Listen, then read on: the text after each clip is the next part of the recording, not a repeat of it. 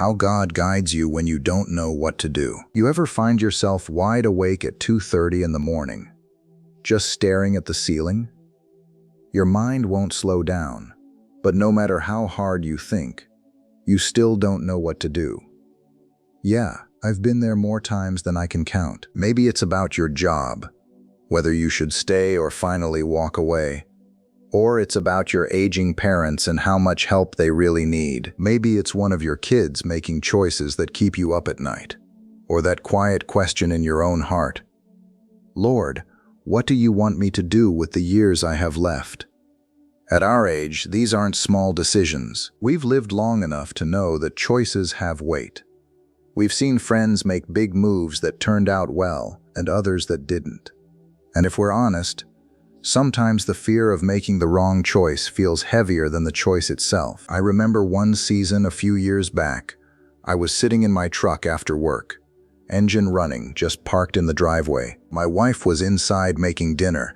The kids were grown and gone, and I had this big decision in front of me. I prayed. I really prayed, but all I got back was silence. No lightning bolt, no clear voice. Just the sound of the heater blowing and my own anxious thoughts. That night I started wondering, does God still guide us when we can't hear Him? When the path ahead looks completely foggy? When we've prayed, we've read the Bible, we've asked wise people, and we're still stuck?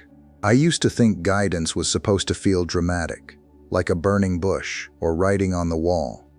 But the longer I walk with the Lord, the more I'm learning that most of His guidance doesn't look like that at all. It's quieter, gentler. Sometimes it feels almost too ordinary. And yet, He is guiding, even when we don't know what to do next.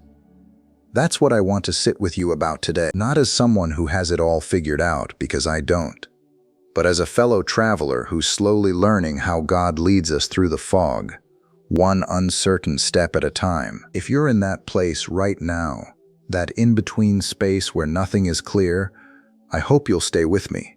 Because you're not alone in this, and maybe, just maybe, by the end of this time together, you'll sense His presence a little closer, even if the answer still hasn't come. Number 1. When everything feels foggy. You ever feel like you're driving through thick fog with your headlights on? You can see maybe 10 feet in front of you, but beyond that, nothing. That's what a lot of these seasons feel like, isn't it? You're not lost exactly, but you're definitely not sure where the road is going. At our age, the fog hits different. It's not just what should I study in college anymore. It's should I take this job offer or stay where I am? Should we move closer to the grandkids or keep the house we've lived in for 25 years? How do I help my mom who's starting to forget things? Those questions don't have easy answers, and they sit heavy on your chest. I've noticed something about myself in those foggy times. My mind just keeps spinning. I wake up thinking about it. I go to work thinking about it. I lie in bed at night thinking about it. I pray, sometimes pretty desperately, but instead of peace, I often just get more questions. Have you been there too? That place where even your prayers feel like they're bouncing off the ceiling? The strange thing is, I used to think that if I prayed hard enough or had enough faith, God would just clear the fog completely, like turning on high beams and suddenly seeing the next 10 miles. But that's not usually how it works. At least not in my experience. There's this verse that's become really important to me in those seasons. It says, "Your word is a lamp to my feet and a light to my path." Psalm 119:105. I used to read that and wish it said a floodlight to my whole journey. But it doesn't. It's a lamp to my feet. Just enough light for the next step. Not the whole map, not the destination. Just the next step. And I'll be honest with you, that used to frustrate me. I wanted certainty. I wanted to know how the story ends before I turned the page. But I'm starting to see that maybe the fog is part of it. Maybe it keeps me close to Him. Because when everything is clear, I tend to walk in my own strength. When it's foggy, I have to hold His hand a little tighter.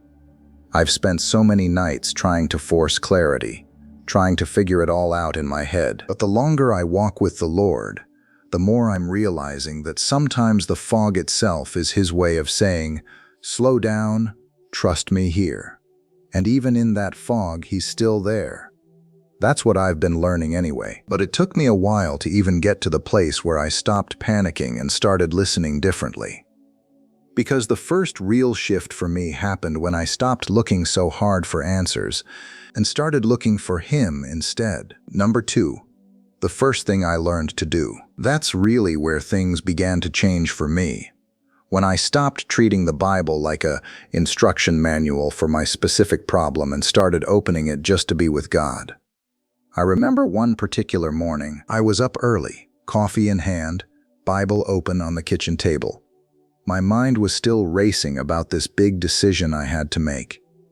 I kept thinking, just show me what to do, Lord. But instead of flipping to some verse that would magically tell me yes or no, I just started reading where I'd left off the day before. It was in the Psalms. Nothing dramatic, just David pouring out his heart. And something quiet happened. I didn't get a direct answer to my situation, but I felt my heart settle just a little. Like God was saying, I see you. I know this feels heavy. I'm right here. That's the first thing I've really learned in these foggy seasons. The best thing you can do when you don't know what to do is draw near to him anyway. Not for the answer, not even for guidance at first, just because he's worth it. I spent years approaching God mostly when I needed something, direction, provision, help, but I'm learning he wants relationship more than he wants to be my divine Google Maps. When I come to him with open hands instead of a list of demands, something shifts inside me. My anxiety doesn't always disappear, but it stops ruling me. There are mornings now when I sit with the Word and nothing jumps out at me. No lightning bolt, no sudden realization. I just read, I pray, I sit in the quiet, and somehow, over days and weeks, my heart gets softer. I become more ready to hear, more willing to wait. It's not that the questions go away. They don't, but they stop feeling quite so loud. I found that when I make time to be with him first, before I start trying to solve everything, I'm in a much better place to recognize his voice when it does come. Sometimes through a verse I've read 100 times before. Sometimes through a quiet thought that won't leave me alone. Sometimes through a conversation with a friend that I didn't expect to hit so deep. But none of that usually happens when I'm running on empty, chasing answers on my own. So I've started making this my first move instead of my last resort. Open the Word. Sit with him, even when I don't feel like it. Especially when I don't feel like it. And you know what I'm discovering? Even on the days when I walk away without a clear answer, I rarely walk away without him. And that has made all the difference. But here's the honest part.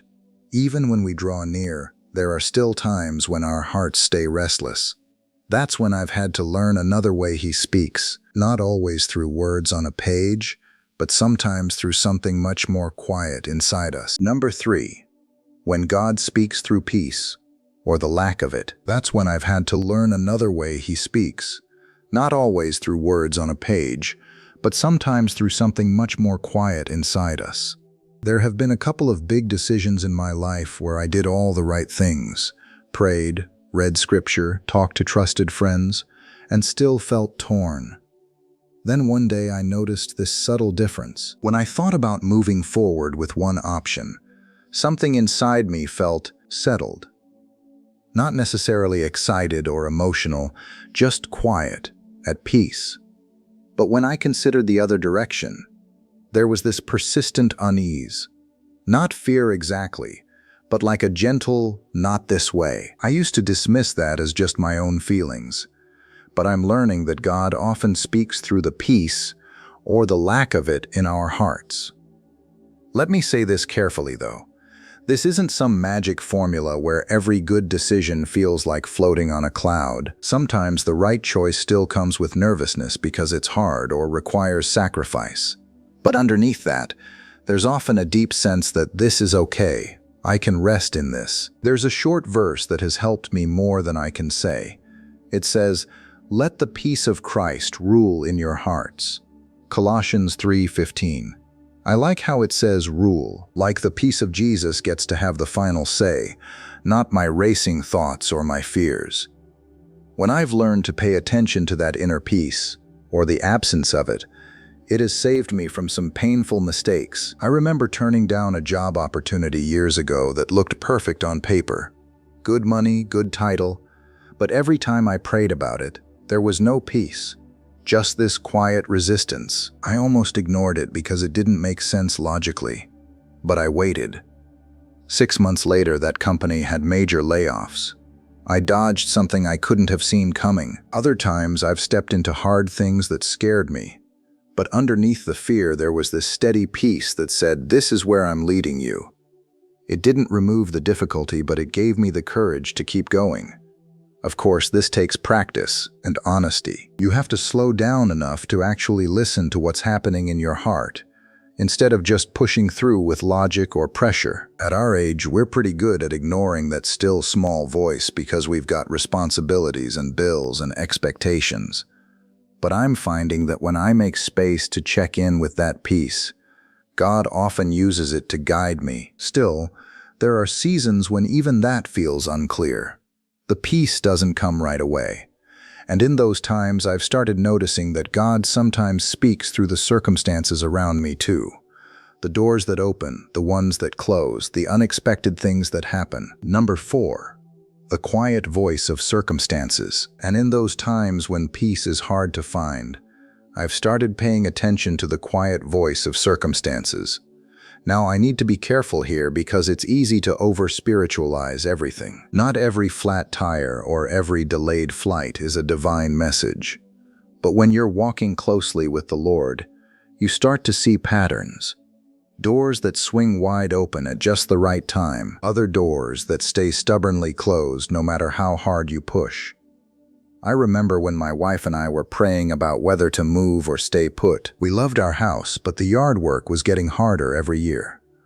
One Sunday after church, a friend casually mentioned that his cousin was thinking about selling a smaller place just 10 minutes from our grandkids. 2 weeks later, we were standing in that house, and everything felt possible. Not perfect, but possible. Within months, the decision was made almost without force.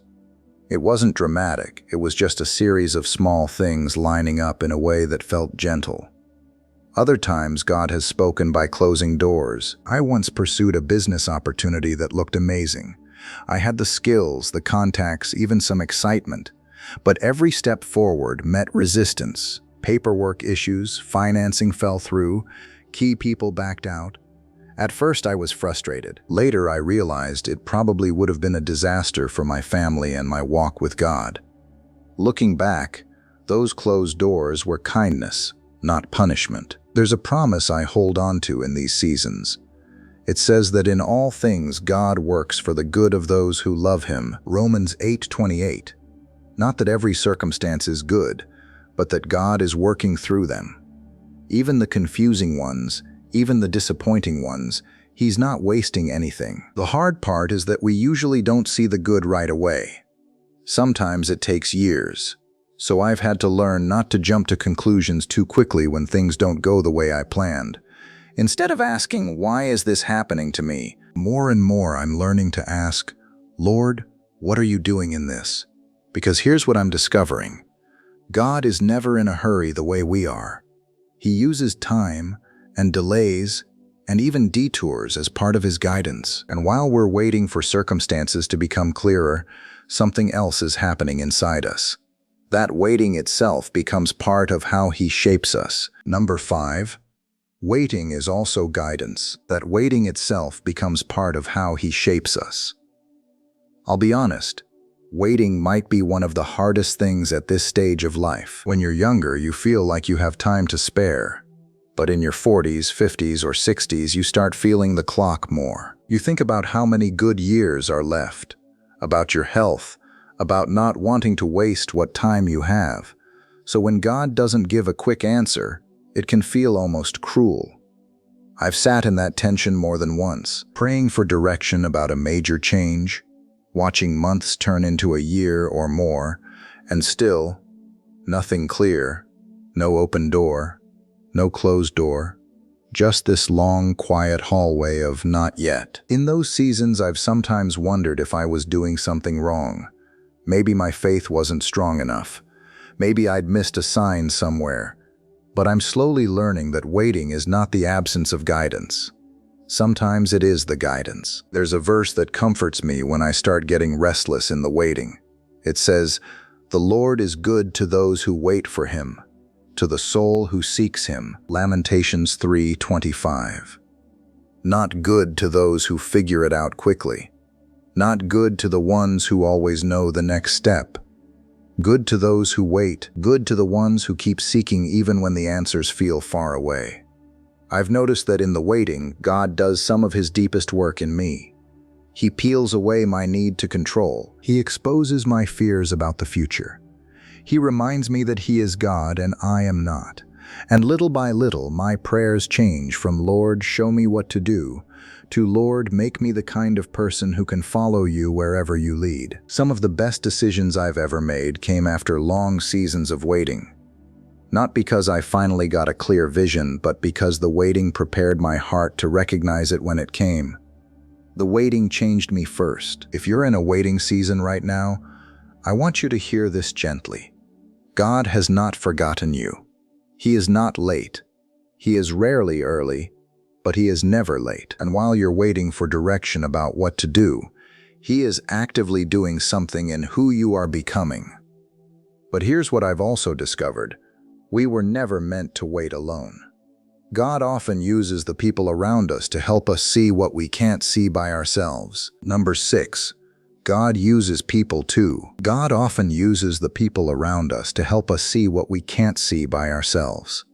I used to think that real guidance should be just between me and God, private, personal. I didn't want to bother anyone or seem unsure. But the longer I walk with the Lord, the more I see how he loves to speak through ordinary people who love him. A few years ago, I was wrestling with whether to step into a leadership role at church. It felt big. I kept going back and forth in my own head until one evening I finally opened up to 2 older men I've known for a long time, men who have walked with God through their own hard seasons. I didn't ask them to tell me what to do. I just shared honestly where I was. What they gave me wasn't a quick answer, it was perspective. One of them said something that still sticks with me. Don't ask if you're qualified. Ask if you're willing to depend on God if you say yes. That simple thought cut through months of my overthinking. It wasn't dramatic, but it was exactly what I needed. There's wisdom in this. The Bible says, "Where there is no guidance, a people falls. But in an abundance of counselors there is safety." Proverbs 11:14. I've learned to be careful who I listen to, though.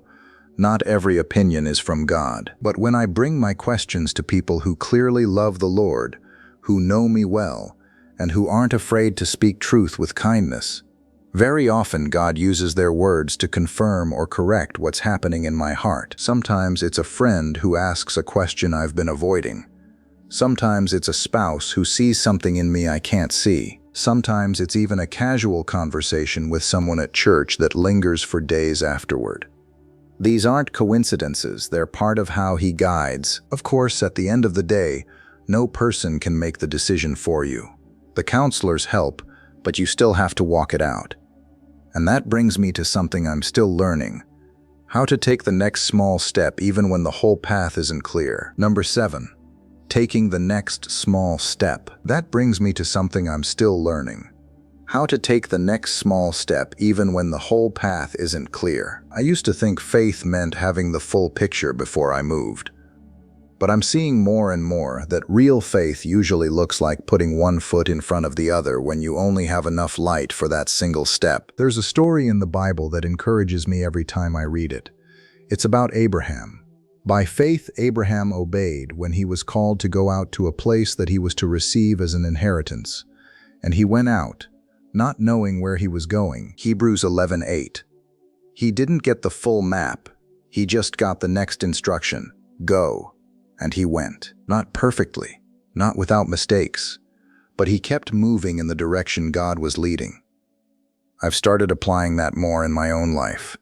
When I don't know the big answer, I ask, what's the next right thing I can do today? Sometimes it's as simple as making a phone call, writing that difficult email, or just showing up and doing the next faithful thing in front of me. Other times it means saying no to something that doesn't bring peace, even if I can't explain why. The beautiful part is that when I look back on the seasons where I felt most lost, I can now see how those small, uncertain steps added up to something meaningful. God was guiding me even when it felt like I was stumbling through the dark.